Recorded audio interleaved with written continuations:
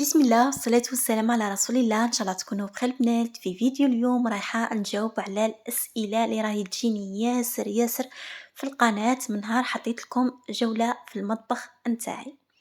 ياسر خلاص راح يموتوا باش يعرفوا شحال سقامت لي، وياسر سقساوني على المدى مع اني درت لكم فيديو تفصيلي وشحال سقامت، اذا مليحه ولا لا، اذا راهي عجبتني حاليا ولا لا، اذا متينه ولا لا.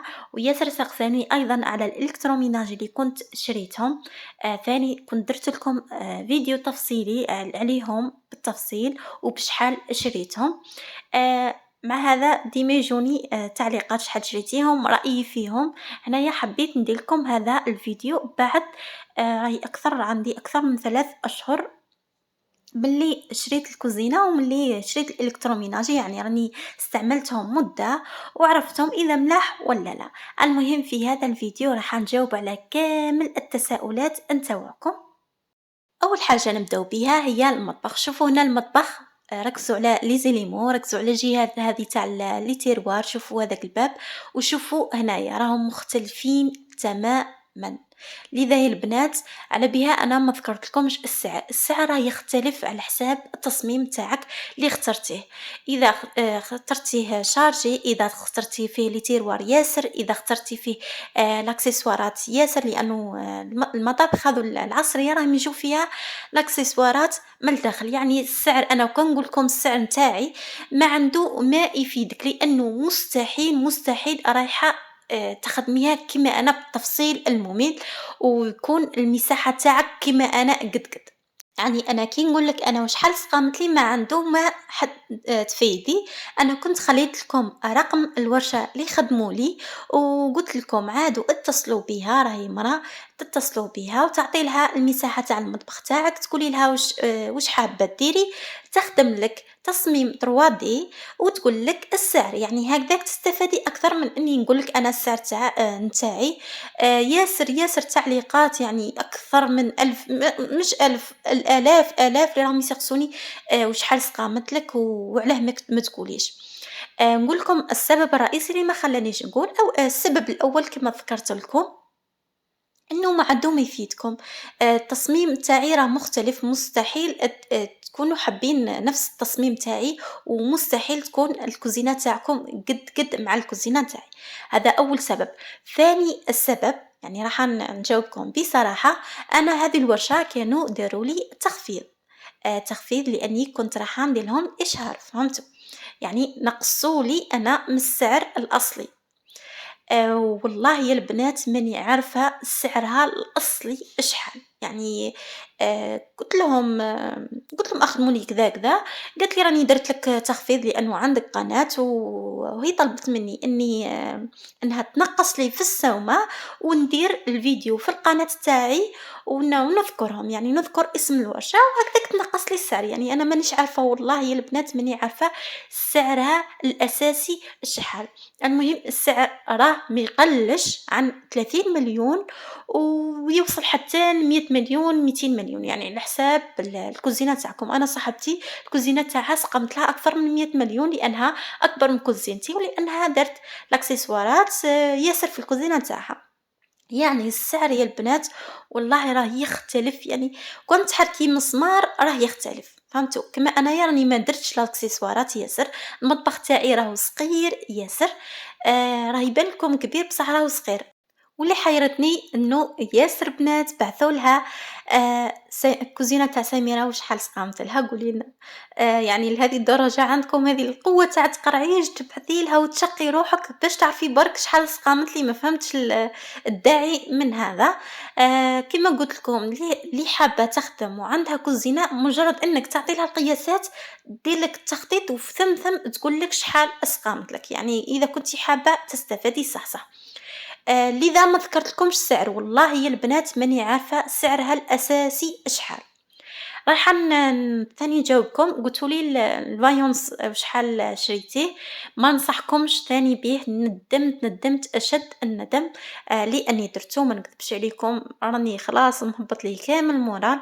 من الاحسن نديروا لون موحد في الكوزينة ديريه أبيض، ديريه بيج كلار، يعني ديري لون كلار ويكون موحّد، ما ديريش هذاك نُص ونُص ومانيش عارف وهاديك الزخرفة. أنا ما نكذبش عليكم ما عجبتنيش نهائيًا. وكنت شريته ب78,000 المتر، يعني ما راهوش ال السعر تاعو مرتفع. بالنسبة للأرضية ثاني ندمت عليها أشد الندم، وكما قُلت لكم ما كنتش أنا اللي اخترتهم نهائيًا، أنا صح اخترت الكوزينة فقط، في هذه الدار اخترت الكوزينة فقط، ما اخترت ولا حاجة، وكنت قُلت له دير لي اللون قري، وندمت ثاني عليه. وبالنسبة للأرضية راهو اسمه فو باركي، ثاني ماهوش عاجبني نهائيًا، كون نقول لكم هذه الدار راني خلاص كارهتها لدرجة ما تصوروهاش. ثاني حسيتها مزركشة، مانيش عارفة ما عجبتنيش. من الأحسن ثاني تختاروا لون موحد. كنت هو النوعية تاعو مليحة وما يزلقش وساهل السياق تاعو. بصح ما عجبنيش اللون تاعو جاي مزركش ياسر. المهم كنت خلصناه 150,000 للمتر. وبالنسبة للرخامة ثاني ياسر سقساونا عليها واسمها جالاكسي، راهي دير 1,200,000 وحنا حسبها 1,100,000 للمتر. كيما أنا الكوزينة تاعي سقامت لي كامل الرخامة 5,400,000.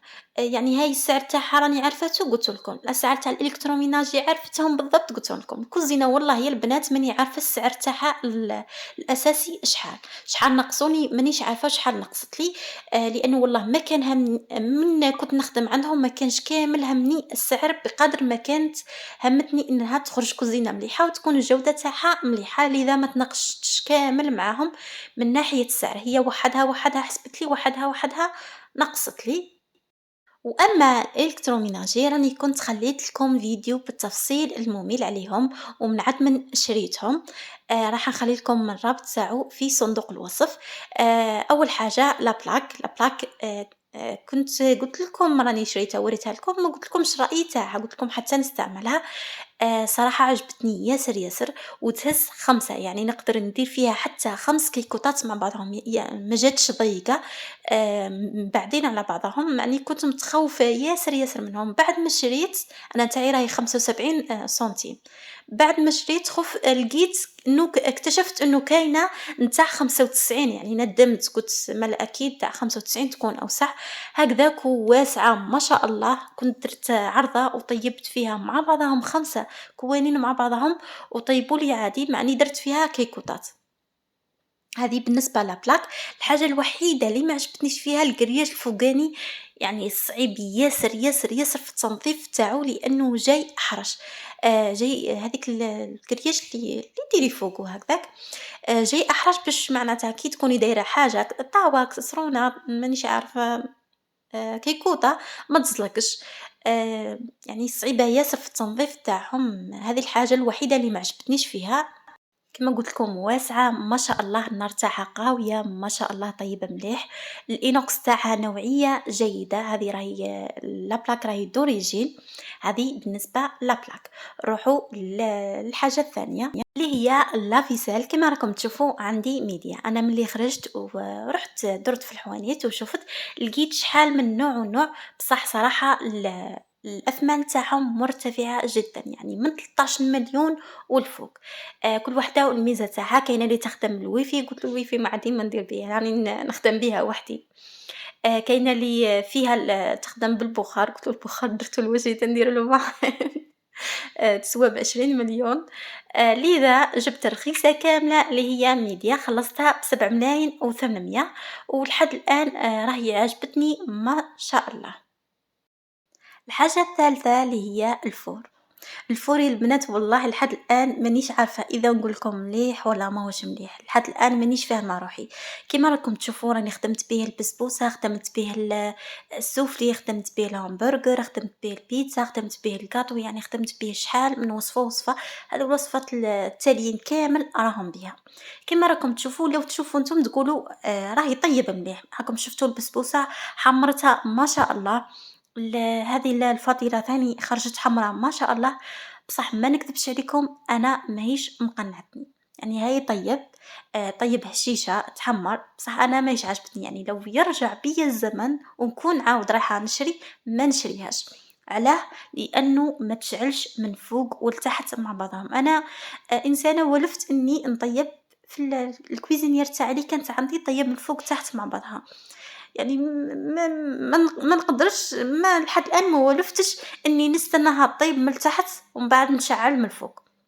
ومرات كيما البسبوسة راني ما شعلتش عليها من الفوق، فقط بالمروحة طيبت من الفوق. أما الفطائر لازم ديري المروحة يحمر شوية، بصح لازم تطفي من التحت باش تشعلي من الفوق باش يعطيك هذا الإحمرار. كيما قلت لكم يعني اللي تستخدمها اللي مش مولفة إنه تشعل من فوق لتحت وعادي تصبر، تشريها. بصح كيما أنا ما نكذبش عليكم ولفت إني نطيب من فوق تحت، ما لحد الآن ماهيش مقنعتني، ولو يرجع بيا الزمن ما نشريهاش، نشري نوعية واحدة أخرى.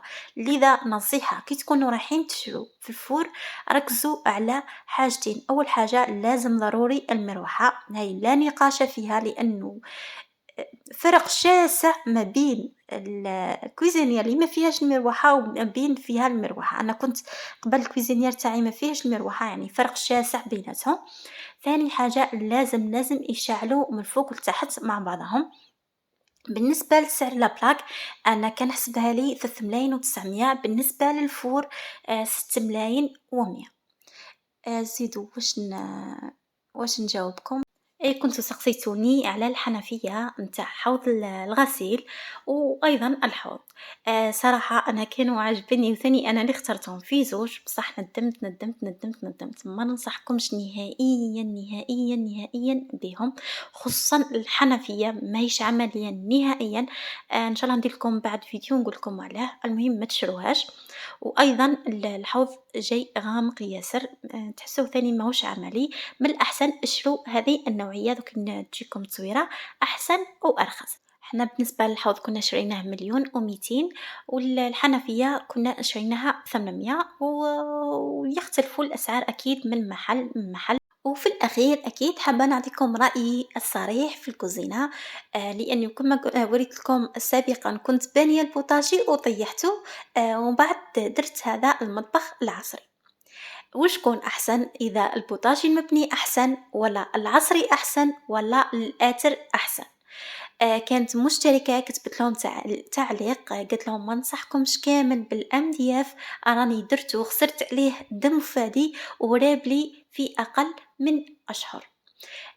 ممكن هذه الأخت كانت دارت الMDF رخيص، كما قلت لكم راه الMDF أنواع، كاين تاع الخارج لي سوليد وعندهم ضمان 15 سنة، وكاين لي كما القفريط ثمثم يطيح. أنا حاليا أكثر حاجة عجبتني في الدار ومطلعت لي المورال هي الكوزينة، وما ندمتش إطلاقا أني طيحت البوتاجي ودرته عصري. كي نقول لكم فرق شاسع شاسع شاسع ما بين المبني وما بين هكذاك العصري، تحسيه سهل في التنظيم تاعو، واسع. المهم ننصحكم به، يعني اللي تبني من الأحسن ما تبنيش، اللي دير في كوزينة جدا ما تبنيش، ديري مطبخ عصري أحسن. السلام عليكم، إلى فيديو قادم إن شاء الله.